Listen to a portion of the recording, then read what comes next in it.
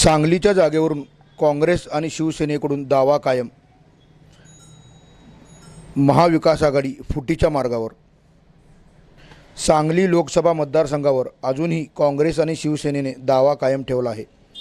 या जागेचा अद्यापही तिढा सुटला नसला तरी शिवसेना आणि काँग्रेसचे नेते कोणत्याही परिस्थितीत आपापल्या चिन्हावर सांगलीची निवडणूक लढवणार असल्याचं सांगत आहेत. एकाच जागेसाठी दोन्ही पक्षामध्ये कमालीचा संघर्ष बघायला मिळत आहे. वेळप्रसंगी मैत्रीपूर्ण लढत होण्याची सुद्धा शक्यता आहे.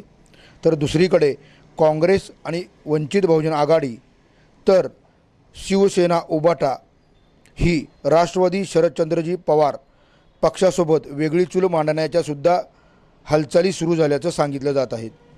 भाजपला हरवण्यासाठी सर्व विरोधी पक्षांनी एकत्र येऊन निवडणूक लढवण्याची गेल्या काही महिन्यापासून तयारी ठेवली होती. मात्र सांगली लोकसभा मतदारसंघावर थेट शिवसेनेनं दावा केला आणि नंतरच काँग्रेस आणि शिवसेनेमध्ये या ठिकाणी संघर्ष बघायला मिळाला.